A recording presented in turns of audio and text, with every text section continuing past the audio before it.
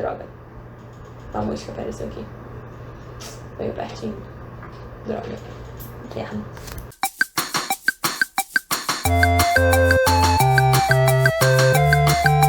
Oi pessoal, tudo bem? Sim, eu estou com uma coroa na cabeça. Porque a aula de hoje é super especial pra mim.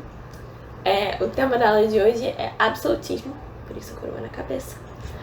Bom, pra quem não sabe, a minha pesquisa, né, minha monografia envolve um pouco absolutismo, já que eu estudo a última rainha da França, que é a Maria Antonieta. Mas eu tô aqui pra falar um pouquinho, né, sobre o que foi esse absolutismo, porque muita gente entende o absolutismo como uma consequência direta da centralização de poder. Porque, né, tem aquela aliança, a famosa aliança, né, dos livros didáticos da nobreza no caso, o rei, com a burguesia, que é a galera que tem o dinheiro no momento, e daí em diante se dá a monarquia absolutista, já que, né, ele tem o poder do exército e tudo mais. Citando um autor que eu prezo muito, é o Perry Anderson. Ele escreveu Linhagem de Estado Absolutista, e ele vem debater essa questão do absolutismo, se realmente é uma aliança com a burguesia, ou é uma nova forma dessa nobreza feudal se manter nobreza. Então, ele debate um pouco, né, sobre essa nobreza não querer sair desse centro de poder e dar o poder, né, para essa burguesia. Então, cria-se novos aparatos, novas formas dessa nobreza continuar dominando. Aquela dominação dos seus feudais. Então, a dominação se dá de outras formas, como cada status da nobreza, né, tem duque, barão e... esqueci o outro. Duque, barão e... cri-cri. Esqueci. Enfim, tem toda essa hierarquia que é mantida e eles gostariam de manter. Tanto que tem até uma divisão dentro da nobreza, depois das vendas, né, dos cargos burocráticos, que fica sendo a nobreza de espada, aquela nobreza feudal, que era a nobreza por sangue, né, e por linhagem, por consequência, e tem a nobreza de toga, que é a nobreza que são os burgueses que compraram cargos burocráticos e com isso compraram títulos. Então tem essa diferenciação, para não ficar aquele papo lenga-lenga aqui de que o absolutismo só existiu por essa aliança, e aprofundar um pouco o conhecimento de vocês. Bom, o absolutismo tem seus teóricos, seus defensores. Entre eles, a gente tem o Jean Bodin. Quem foi o Jean Bodin? Bom, Jean Bodin nasceu na França. No meio das guerras religiosas, ele viveu, né, no meio das guerras religiosas. Então ele acreditava que o poder absolutista, né, se manifestava a partir do momento que o rei podia formular leis e anular leis. E esse poder só podia ser exercido pelo rei, porque qualquer outra pessoa que tentasse exercer esse poder, ela tinha que se subjugar a essas leis. Então não fazia sentido para o Jean Bodin qualquer outra pessoa formular a lei, senão o poder máximo, a pessoa máxima do Estado, que era o rei. E aí ele defende essa questão de que o poder absoluto só pode pertencer ao rei. Ponto. Para além disso, ele acreditava que mesmo o rei tendo esse poder absoluto, o rei deveria respeitar e não se apossar de propriedades privadas. Ou seja, ele já tinha um pouco esse ideal de propriedade privada. O que eram essas propriedades privadas? Eram centros de comércio, eram terras, algumas terras eram privadas. O rei simplesmente não podia ir lá retirar sem qualquer motivo. Ele tinha que respeitar a propriedade privada nesse aspecto. Enfim, ele defendia também a intervenção do Estado na economia. Aí a questão mercantil. Ele defendia a intervenção do Estado na economia no sentido de estimular a produção, de cobrar impostos, de gerar condições econômicas super favoráveis para a galera que produz, ou seja, para os comerciantes, para essa burguesia que está em ascensão na França. Como eu falei, né, tinha compra de cargos burocráticos e essa burguesia comprava esses cargos e ascendia a uma nobreza, mas dentro da nobreza tinha aquela divisão. Mais pra frente, né, a gente tem o Jacques Bossuet. Ele foi a pessoa que criou, né, a teoria do direito divino. O que era essa teoria? Bom, ele buscou explicar, a partir da Bíblia, que a origem do poder do rei é Deus. Deus deu aquele poder para ele. Então, logo, se você vai contra o poder absoluto do rei, você vai contra Deus, e isso é um crime imperdoável. Para ele, para o Jacques Bossuet, o rei deveria ser como um bom pai para os seus filhos. Seus filhos seriam seus súditos. Então deveria ter uma relação de respeito, de cuidado, bem paternal mesmo. Ele tinha uma visão muito paternal do rei, o que mais uma vez, né, garantia a segurança do poder absoluto, né? Mais um teórico para reafirmar esse poder. E por fim, a gente tem o Thomas Hobbes. Na faculdade de História, a gente tem uma matéria que é moderna, que é o que eu estudo, no caso.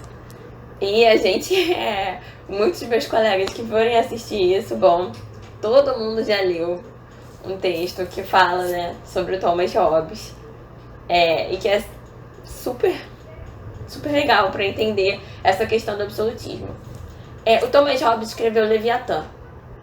Diferentemente do Jacques Bossuet e do Jean Bodin, ele é inglês. Então, a gente está vendo aqui autores das duas maiores monarquias absolutistas que a gente vai falar. Eu poderia falar de Portugal? Poderia falar da Espanha? Com certeza. Mas eu acho que a França e a Inglaterra se tornaram, né, grandes potências na Europa. E acho que por isso que elas merecem um pouco mais de atenção. O Thomas Hobbes escreveu Leviatã. E no Leviatã ele dizia que o poder absoluto era a garantia de uma segurança coletiva em prol da paz, já que, né, na Inglaterra a gente estava tendo, sim, guerras religiosas, tinha perseguição, tinha gente morrendo, tinha fome. Então ele escreve no meio de tudo isso. E aí é desse livro, né, do Leviatã, que vem a famosa frase: o homem é o lobo do homem. O que isso significa na prática? Que o homem por si só, isolado, ele é uma figura tranquila. Mas o homem, quando está junto a outros, ele passa a invejar o outro, buscando ter aquilo que o outro homem tem. Então por isso que o homem acaba sendo o lobo do homem. Ele busca tanto aquilo que ele está disposto a sacrificar o seu igual para conseguir mais. E aí tem essa teoria do Hobbes, né, de que é necessário abrir mão de certas liberdades em prol da segurança e da paz. E essa segurança e paz só era garantida pelo rei e pelo poder absoluto. Já que, né, a Inglaterra passou por situações, né, na época feudal, de não conseguir segurança mesmo nesse período. E aí o nome que se dá, né, para essa questão de o rei dá a paz e segurança e vocês me dão a liberdade de vocês, em parte, né, se subjugam sobre o controle do rei, é chamado de pacto social. Então é um acordo, não é o rei simplesmente vai tirar minha liberdade e ponto. É um acordo social feito entre os súditos e o rei. Então aqui a gente tem algumas pessoas que dão veracidade ao poder real. Falei, né, do Thomas Hobbes, falei da Inglaterra, e agora eu vou falar um pouquinho, né, do processo desde a centralização até a monarquia. Bom, para a centralização de poder a gente já sabe como é que foi lá. Para quem não sabe, eu tenho uma videoaula aí falando sobre centralização de poder, é só procurar mais para trás, que tá lá. Mas a ascensão da monarquia absolutista, né, na Inglaterra começa com a Guerra das Duas Rosas. A Guerra das Duas Rosas de forma bem resumida, é a guerra entre os Yorks e os Lancasters. Eles são ambos famílias, né, herdeiras do trono inglês, e entram em disputa para ver quem vai assumir. E no final das contas assume o Henrique Tudor, que era descendente, né, da família Lancaster por parte de mãe. E para acabar com qualquer possibilidade de guerras futuras, ele se casa com a Catarina de York. Catarina não, Elizabeth de York. Unindo as duas famílias, acabando o conflito, e assim começa a dinastia Tudor da Inglaterra. Bom, o filho dele é o Henrique VIII. Eu já falo rindo porque o Henrique VIII, como é que eu posso falar do Henrique VIII? Sabe, é quase aquele meme da Regina George, sabe? Como é que eu posso falar da Regina George? Bom, o Henrique VIII, ele assume. Ele se casa com uma Catarina de Aragão, herdeira, né, do trono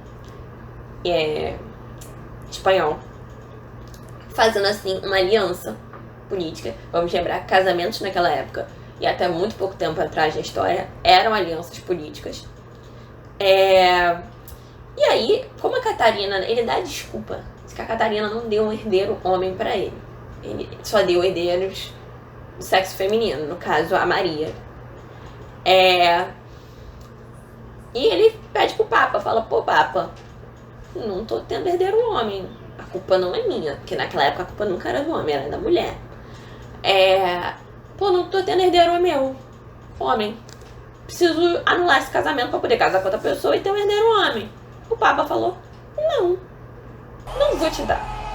Mas não foi assim que não vou te dar. A Espanha era uma parceira muito devota do papado. Tinha um exército super forte e sabia que se o Papa sabia, se fosse contra a Espanha, no sentido de anular esse casamento, teria retaliações. Então o Papa negou. Enfim. E aí o Henrique VIII ficou meio pistola, né? Tipo, agora, tô aqui com a minha querida amante, Ana Bolena, esposa número 2. Porque ele teve 6, então ela é esposa número 2. Quero casar com ela. O Papa me disse não, o que eu vou fazer? Ele se aproveitou do contexto, né, de reforma protestante, né, nesse momento, e viu que na Inglaterra tinha muitos adeptos à reforma protestante e rompeu com a igreja. Pegou as terras da igreja, distribuiu as terras da igreja para outros nobres e usou de área comunal para que outras pessoas pudessem plantar. Em si, ele fundou a igreja anglicana e assinou o ato de supremacia, que era declarando que o rei era o chefe supremo da igreja. Então, dando mais poder ainda pro rei. Então, o rei, além de ser o chefe absoluto do Estado, ele era chefe da igreja. E em si, isso é o maior exemplo de poder absoluto que eu posso dar pra vocês. Ele era chefe da igreja, ele era chefe do Estado, ele podia desfazer e fazer casamentos quando quisesse. Tanto que ele vai e depois ele mata a Ana Bolena, né? Cada esposa dele, né, foi decapitada ou exilada. Enfim, ele se casou 6 vezes.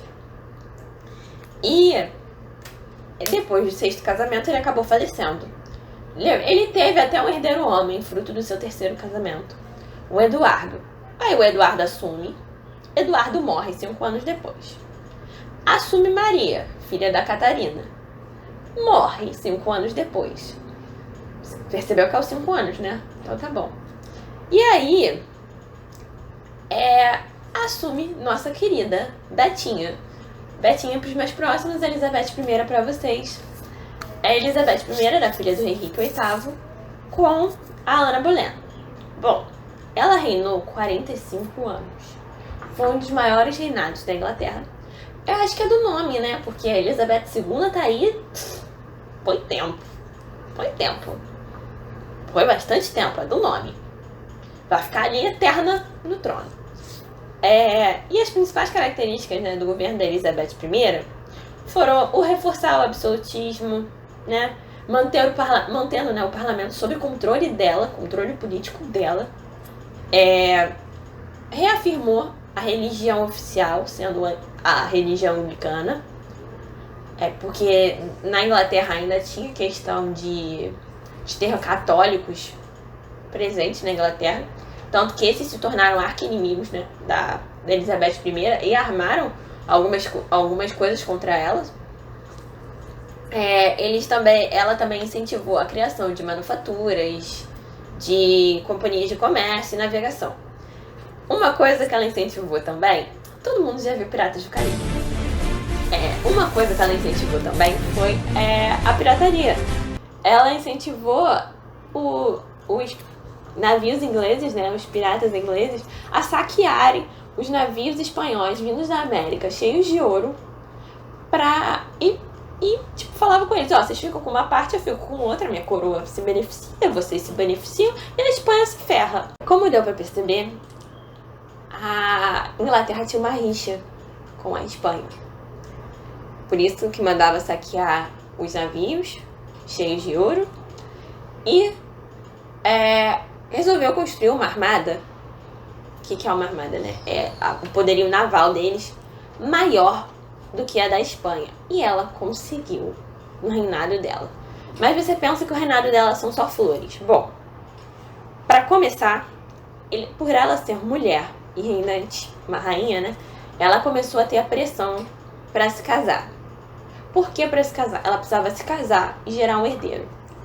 Mas qualquer um que viesse a chegar perto da rainha Elizabeth não tinha interesse em ser um rei cônsul. Como o marido da Elizabeth II é. E para quem viu The Crown, vocês sabem que isso deu um babado danado. Nenhum homem queria ficar em lugar secundário. Então as pessoas que se aproximavam dela, né, os possíveis maridos, eram as pessoas que estavam tentando articular, dar um golpe e assumir o poder. Então Elizabeth I tomou a decisão de que ela não ia se casar, não ia gerar herdeiros, porque ela viveria 100% devota ao Estado, à monarquia inglesa. Para uma mulher tomar uma decisão dessa, no século XVI, XVII, ela foi muito julgada, ela foi muito perseguida. Falavam que ela era hermafrodita, entre outras coisas. É super complicado.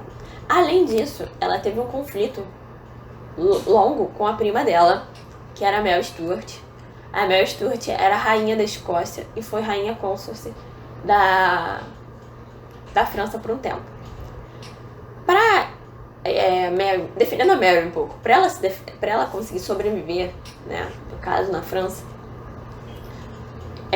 e posteriormente na Escócia, ela teve que declarar que era possível herdeira do trono inglês, reivindicando ele. Mas isso foi para a própria segurança dela, não foi tipo que era o trono inglês e pronto. Só que Elizabeth entendeu isso como uma ameaça. Em questão de legitimidade, a Mary tinha mais legitimidade, porque Elizabeth era filha da Ana Bolena, de segundo casamento, isso não era bem visto, era quase tratado como se ela fosse filha ilegítima. Bom, teve esse conflito. Elas dizem que teve uma tentativa de assassinato à rainha Elizabeth, que envolvia a Mary Stuart, mas não foi comprovado. Bom, elas se enfrentaram, teve esse conflito, terminou com a Mary presa na Inglaterra, perdendo o seu trono, né, na Escócia. E a rainha Elizabeth morreu, sem deixar herdeiros. E quem assumiu foi o filho da Mary, primo, né, e primo sobrinho da Elizabeth I, iniciando aí a dinastia dos Stuart na Inglaterra. Bom, eu vou falar depois dessa dinastia Stuart, mais pra frente, das revoluções inglesas, porque, meu amor, essa dinastia deu o que falar. Agora, eu vou falar da minha querida França. Pra quem não sabe, eu sou super apaixonada pela França, e é isso. E bom, pra falar da França, eu tenho que, infelizmente, tocar na noite de São Bartolomeu, do massacre da noite de São Bartolomeu. Porque foi aí que começou a dar problema na França. E na questão de centralização de poder, foi quando a gente teve o fim de uma dinastia e o início de outra. Dando início, né, à dinastia dos Bourbon. Por quê? Porque o Carlos da Inglaterra... Ih! Errou! Deu um erro aqui. aquele erro 404, dando erro na cabeça. O Carlos, acho que era Carlos IV da França, depois da noite de São Bartolomeu, ele foi afastado. E a gente tinha o irmão dele, que não batia bem na cabeça, que era o Henrique. E acabou, né, que caiu pra irmã dele, que era a Margaret, e o marido dela assumirem o trono francês. Só que o marido dela era o Henrique IV, só que ele era da família Bourbon. E o Henrique era protestante. E a Margaret, eu acho, ela era católica. Então essa união fez estabilizar um pouco os conflitos religiosos. E o Henrique IV, da família Bourbon, né, ele assinou o Edito de Nantes, que garantia liberdade de culto para esses protestantes. Então, tipo, super importante isso, gente. Além disso, ele investiu em recuperação econômica. Ele fez reformas em Paris, dando um ar de modernidade, melhorando a circulação do ar, porque Paris acabava sendo muito suja pela aglomeração de pessoas e tudo mais. E aí a gente tem o filho dele, depois, né, o Luís XIII. O Luís XIII, acertei. Só que o Luís XIII, ele também foi regente, porque teve um regente, né, que ele teve que assumir o trono muito cedo, que foi o Cardeal Richelieu. Para quem não conhece, Cardeal Richelieu foi uma das figuras mais importantes da França. Ele foi um dos arquitetos do absolutismo francês. Então, ele tem a sua importância na história francesa. Bom, o que o Cardeal fez foi reforçar o poder monárquico, porque o poder monárquico estava um pouco abalado. Já vinha sendo abalado ao longo do tempo. E também, né, combateu a Espanha. A Espanha não era querida por ninguém, gente. Nunca. E a Áustria na Guerra dos 30 Anos, que ocorreu por esse período do século XVII. 16, 17. Aí, eu vou falar da figura agora. A figura que eu acho que todo mundo conhece como a figura do absolutismo. Estou com uma coroa na cabeça. Está Sol. Eu vou falar dele mesmo, do Luís XIV, do Rei Sol. Rei Sol porque ele vivia cercado de ouro, né? Que fazia ele brilhar um pouco. E ele se achava o centro do mundo, então ele realmente era o Sol. Tanto que ele falou, o Estado sou eu, l'état c'est moi. E, assim, cara, eu não sei como falar dele também. É igual falar do Henrique VIII. Vou fazer a analogia da Regina George aqui, porque como eu posso começar a falar dele? Bom, o governo dele foi um pouquinho caótico, porque teve as frondas no período, né, de regência, onde ele não pôde assumir diretamente, já que ele tinha, tipo, 6, 7 anos, quando teve que assumir o trono, então teve um período de regência. Aí teve as frondas, que foi basicamente uma guerra civil, onde os nobres e parte do povo se levantou contra os aumentos de impostos pelo ministro, né, que assumiu, que não vale citar o nome, mas o ministro que assumiu fez essa besteira, deu as frondas, que gerou as frondas, né? E aí, o que o Luís XIV falou? Bom, como já deu pra ver, meu primeiro-ministro fez besteira, né? Então, vou governar sozinho, sem o primeiro-ministro. E foram 54 anos sem um ministro. Ele governou 54 anos e ficou lá, bem. Bom, mas ele não só ficou, tipo, vivendo de festas e luxo. O Luís XIV tomava conhecimento de absolutamente tudo. Ele tinha ciência da situação do exército, dos conflitos religiosos, dos problemas na agricultura, de construção de estradas. Mas, para administrar dinheiro, ele não era muito bom. Então, ele chamou o ministro Colbert para ser seu ministro da Economia e Finanças. Por que ele fez isso? Bom, Como eu falei, ele não era muito bom em administrar dinheiro. Ele sabia viver no luxo, mas ele não sabia administrar esse dinheiro. E o auge desse luxo foi Versalhes. Para quem não conhece Versalhes, tem um Google Museum, que vale a visita a Versalhes, é o lugar mais lindo do mundo. Foi um dos lugares mais caros do mundo, tá? A construção de Versalhes equipara hoje a construção de um aeroporto super moderno. Mas ele não criou Versalhes só para ser bonito. Depois das frondas, o Luís XIV percebeu que ele precisava ter os nobres sob seu controle. E nada melhor do que Versalhes para colocar os nobres sob seu controle. Porque lá os nobres ficariam mais distraídos com as festas, com os banquetes, com o luxo absurdo de lá, e com as rígidas regras de etiqueta e hierarquia. Então os nobres, em vez de arquitetar novas revoltas, eles estavam super ocupados tentando conseguir um convite para tomar café da manhã com o rei, ou para um baile que o rei iria fazer, já que todos os nobres foram convidados a morar em Versalhes. Lembrando que Versalhes não tinha banheiro, tá? Não tem ainda, tá? Era uma cacetada de quarto e sem um banheiro. Enfim, foi por isso que Versalhes foi criada, para conseguir conter os nobres, ter os nobres sob o controle, do rei, e evitar novas revoltas. Só que eles viviam nesse luxo ostensivo, enquanto a maioria da população da França vivia em miséria. Então, isso foi um dos motivos para levar a Revolução Francesa, que eu vou falar mais pra frente. Bom, na política externa, a França vivia de guerras mesmo, que guerra gerava dinheiro. Eles se envolveram em conquistar parte da Holanda, porque o Luís XIV falava que, por herança, a Holanda deveria ser dele, já que ele era descendente da Espanha, só que nesse inteirinho a Holanda entrou em processo de dependência. Enfim, eles conquistaram uma parte da Holanda.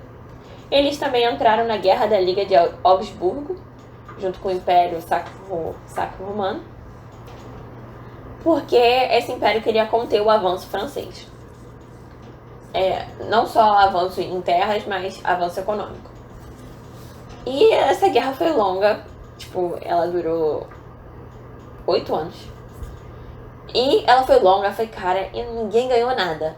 Ela foi, inútil. E tem a Guerra de Sucessão Espanhola, como eu falei.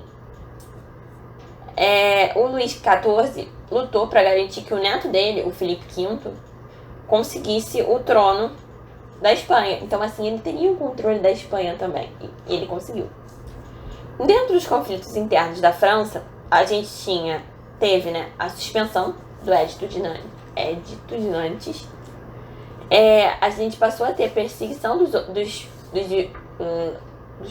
protestantes em geral. E teve fuga em massa por causa dessa perseguição. Os protestantes em geral eram donos de comércio. Então, quando você passa a ter essa perseguição, você passa a ter também uma fuga em massa de capital e de conhecimento. Eles fugiram para a Holanda, para a Inglaterra, para a Alemanha, para qualquer lugar que garantisse liberdade de culto. E nesses lugares tinha. E o governo, do Luís XIV terminou no meio de crises. Crise econômica, crise política, o que já dá a entender, já dá muito, a entender as questões da Revolução Francesa daqui pra frente. Bom, eu espero que vocês tenham gostado da aula, eu espero que vocês tenham gostado das curiosidades, de me ver de coroa, porque fica super natural, sabe? Fica super... Eu nasci pra usar uma coroa. É isso. Mas é isso, pessoal. Espero que vocês tenham gostado da aula. Beijos.